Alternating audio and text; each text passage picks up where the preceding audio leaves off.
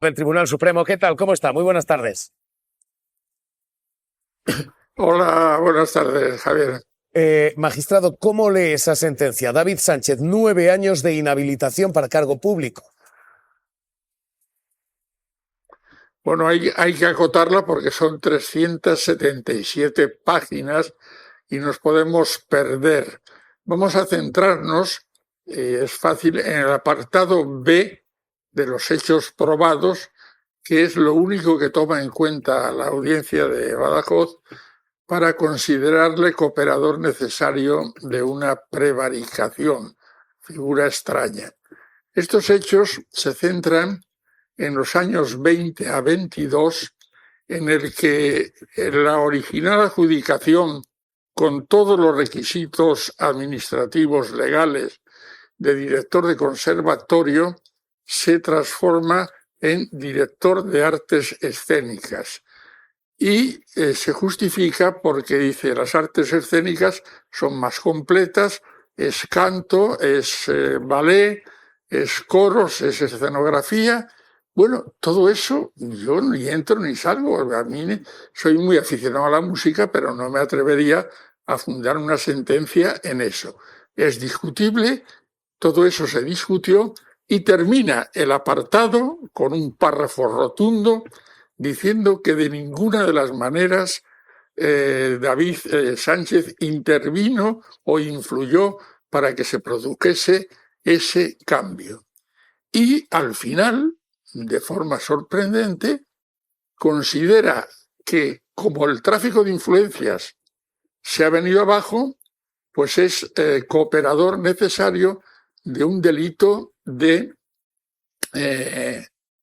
prevaricación administrativa. Prevaricación administrativa. Dos objeciones que las pueden entender los que no sean técnicos. La prevaricación exige una intencionalidad que en términos decimos reduplicada. El legislador dice a sabiendas de, adopta una resolución arbitraria o injusta solo un funcionario público. Pero puede entrar un extraños que haya inducido o haya cooperado necesariamente. La cooperación necesaria está en el código y no aparece su cooperación necesaria por ningún lado. Luego, la sentencia es un conjunto de hojarasca de citas jurisprudenciales, sobran más de 300 páginas, para llegar a la conclusión de que los hechos, y los hechos son la columna vertebral de cualquier sentencia, no son constitutivos de delito alguno. Y que un teniente coronel de la Guardia Civil, por cierto, mi padre fue coronel de la Guardia Civil, opine lo que es un cargo directivo o no es un cargo directivo, me parece que no es una de las funciones que tiene encomendada la Benemérita. Llama la atención, señor Martín Pallín, no solamente ese papel del teniente Balas, sino que esté ahí el teniente Balas. Esto es una cuestión que, dicen ustedes, debería haberse resuelto por trámite contencioso administrativo, es decir, ir a la vía ordinaria, normal, a la de, oiga, esta plaza es o no correcta, pero esto ha ido a la vía penal y ha traído a la UCO consigo, a la Unidad Central Operativa. Esto es normal, esto es proporcionado. No, eso es absolutamente disparatado y pone de relieve que se había montado una persecución y que cuando ven que se viene abajo, como he dicho antes, el tema del tráfico de influencias, tratan a través de una invasión que yo creo que va a dar lugar, va a ser uno de los motivos del recurso, en conversaciones telefónicas, llegan a la conclusión de que no, de que lo que se ha dictado es una resolución prevaricadora. Pero oiga, ¿de dónde lo saca usted?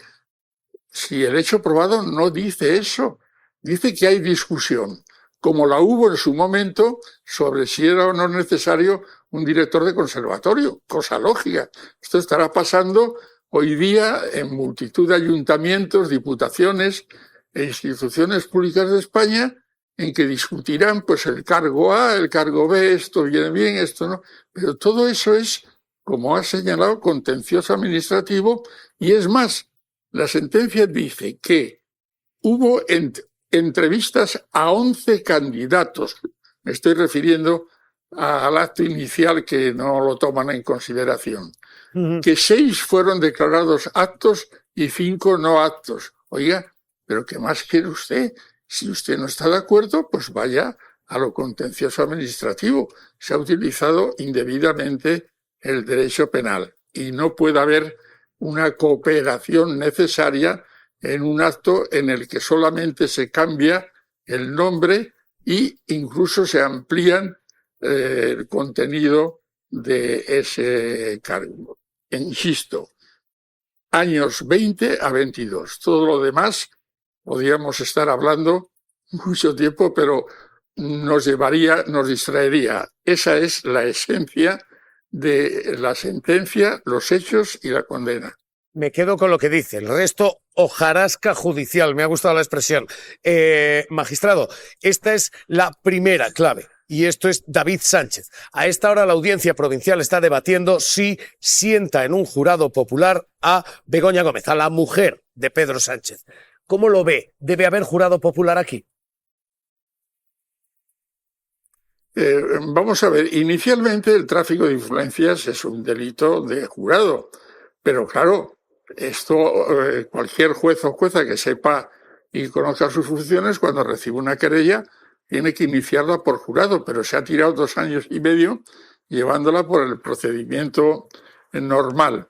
El cambio ahora, yo me temo que va a ser muy difícil y que la audiencia va a confirmar que se lleve por jurado y que es posible que elimine el delito de apropiación indebida, porque el señor Peinado, demostrando su falta de imparcialidad, invitó a la Universidad Complutense a que se personase como perjudicada. Bueno, su parcialidad ya es de una manera absolutamente descarada y esto puede ayudar en su momento a que el magistrado o magistrada que se haga cargo de la tramitación final de la ley del jurado plantee lo que se llama cuestiones previas y vulneración de derechos fundamentales.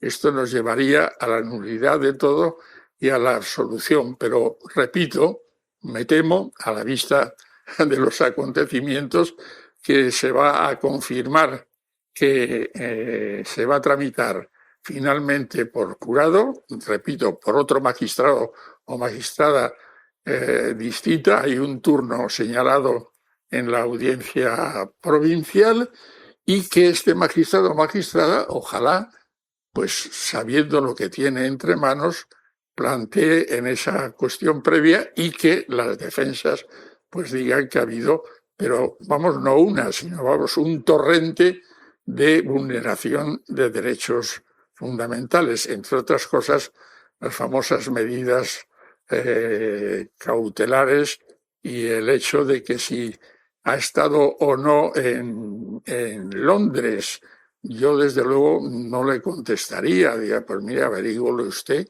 porque yo no tengo por qué decirle a usted un hecho notorio que ha salido además en los medios de comunicación. Estamos en un momento muy delicado. Antes Cayo Lara ha puesto además un dato muy importante que son las fechas. Cuando el 23 de julio se produce esa decepción de que no soy presidente porque no quiero, pues resulta que Begoña, que llevaba 4 años desempeñando la cátedra del 20 al 24, el hermano que llevaba 7 años desempeñando su cargo, resulta que reaparecen y se convierten en 2 delincuentes. ¿En virtud del Ministerio Fiscal que defiende la legalidad? No, en virtud del prestigioso gabinete jurídico llamado Manos Limpias. Esto puede ser bastante letal para el Estado de Derecho si no se ataja a tiempo. ¿Usted cree que esto alimenta la tesis de la persecución de la cacería judicial?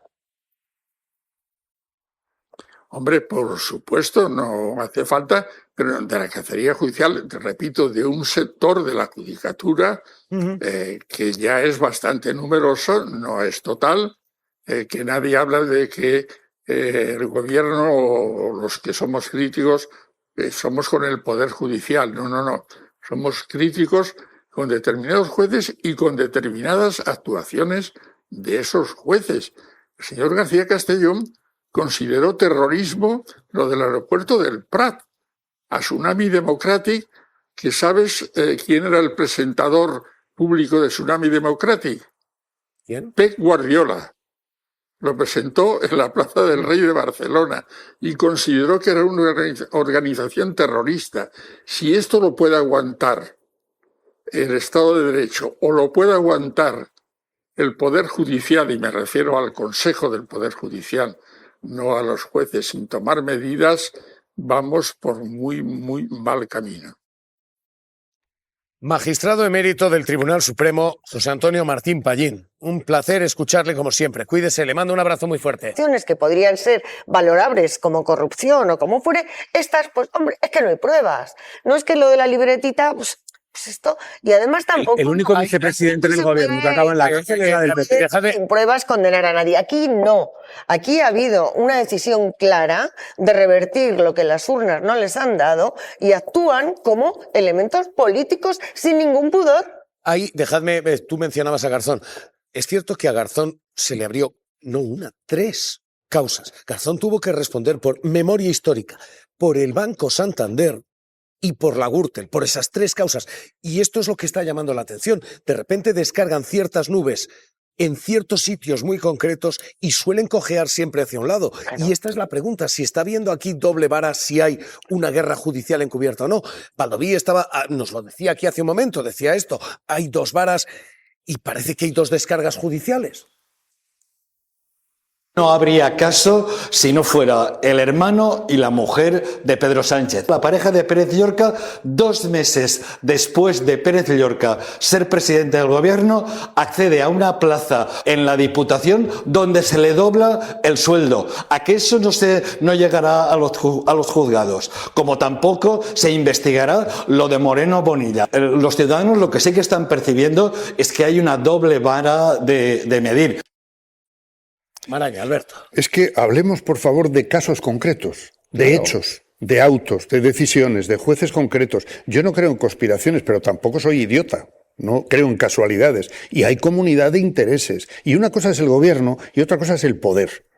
Y hay señores que están ejerciendo un poder que a mi juicio no les corresponde. Y están tomando decisiones que tienen un origen político, y analizamos cada caso si queréis, y lo estamos analizando a diario cuando surgen las noticias, ¿no?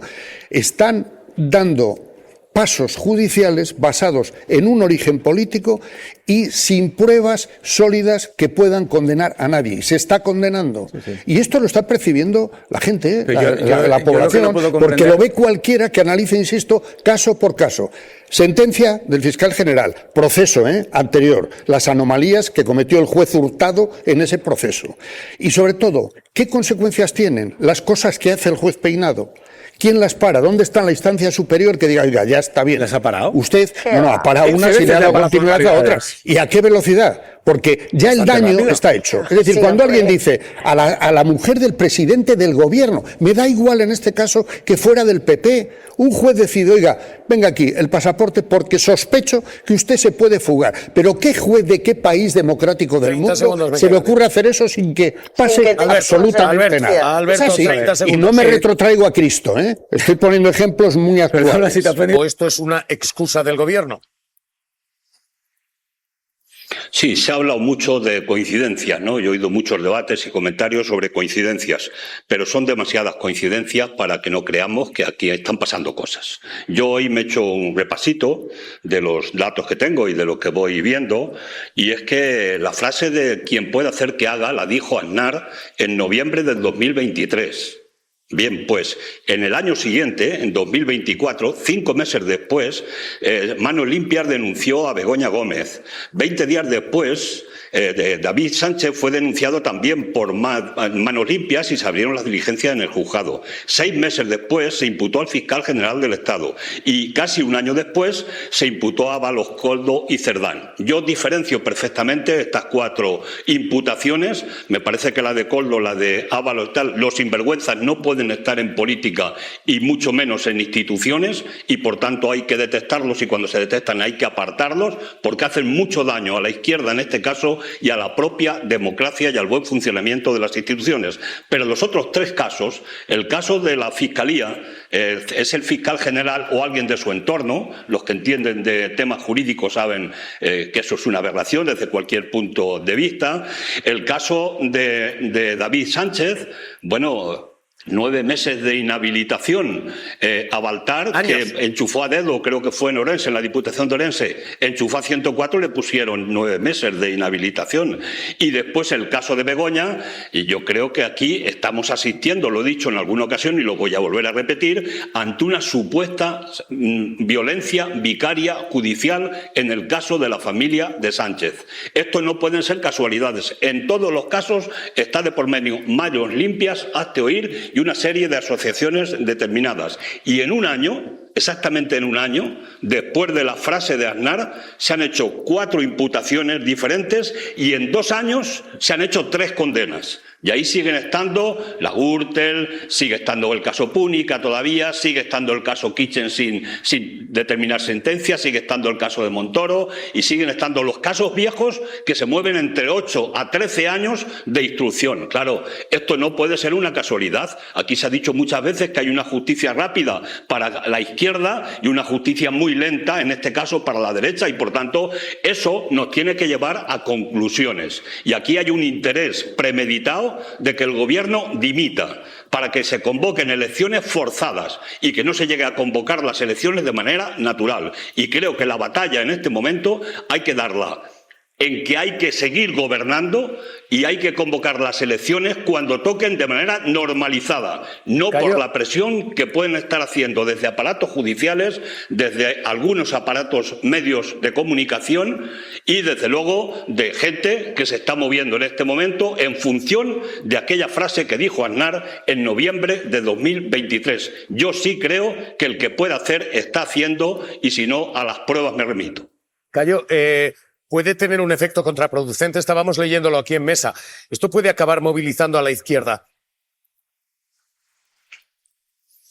Pues ojalá, porque la izquierda tiene la obligación no de esperar a que vengan las grandes desgracias para sufrirlas en carne propia y especialmente la gente más joven que no ha vivido los periodos de la dictadura y lo que significó aquello. Yo no soy de los que piensan que hay que volver a sufrir para que reaccionemos y volvemos a cambiar de nuevo al posible gobierno que se podía poner en este país. Yo creo que hay que pelear ahora, creo que hay suficientes elementos de juicio y en la campaña electoral, cuando llegue su momento, espero que cada uno de los partidos va a defender lo que ha pasado en este país y la gente que valore, pero evidentemente hay que intentar impedir que fuercen la caída del gobierno por muchas trampas que estén poniendo, muchas de ellas con bastantes signos de una cierta credibilidad. No, sabemos lo que es el PP, sabemos cómo gobernó Rajoy, sabemos el daño que le hicieron a la gente y sabemos lo que han estado votando el Partido Popular en el Congreso de Diputados en los 3 años desde 2023 contra la clase trabajadora.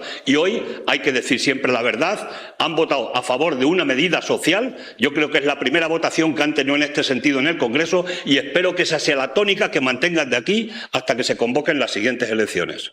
Pues ex coordinador federal de Izquierda Unida, Cayo Lara, cuídate mucho, un abrazo fuerte. Un abrazo. Un abrazo, Javier. La teoría de Martín Pallín es interesante porque muchos jueces y juristas están diciendo es que aquello fue el paciente cero.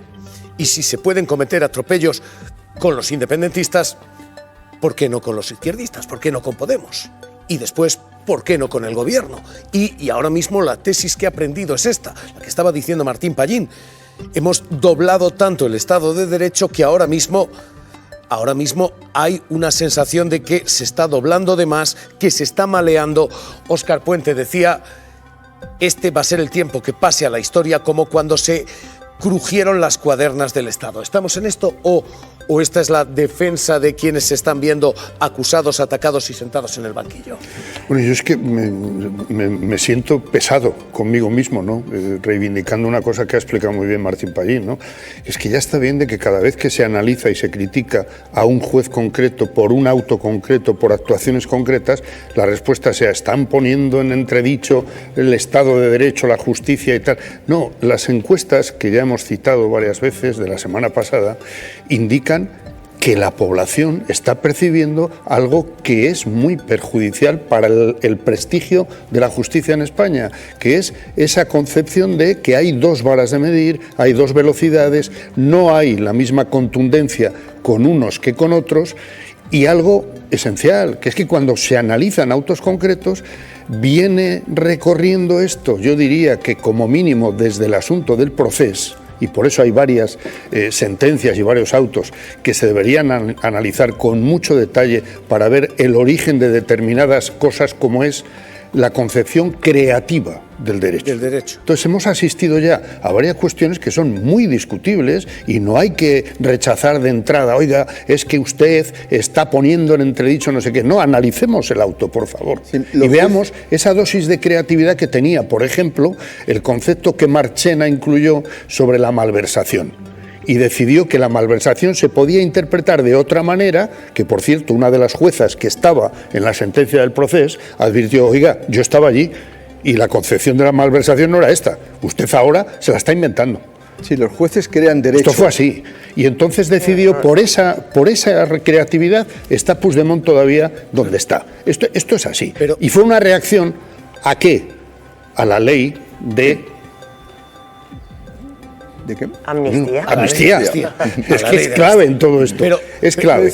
Y como es clave, perdona, ya termino, la sentencia, insisto, sobre el fiscal general del Estado. Pongo otro ejemplo que antes no he citado. En esta sentencia sobre el hermano de Sánchez no se da ninguna credibilidad a decenas de testigos.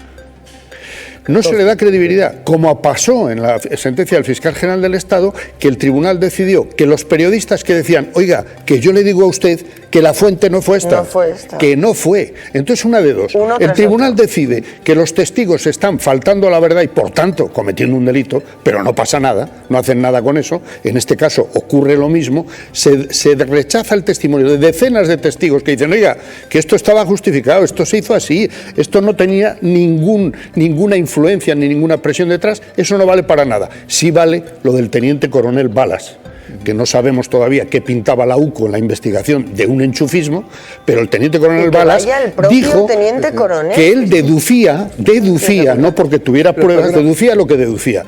Es preocupante porque hay un hilo que conecta autos, jueces, sentencias que llevan a la conclusión a la que han llevado. Es decir, hay una duda razonable sobre la ecuanimidad, sobre la imparcialidad que debe tener la actuación judicial. Los jueces no son seres angelicales como muchas veces se quieren vender ante la opinión pública. Son tan humanos como todos nosotros y cometemos errores y nos dejamos influir por la opinión pública.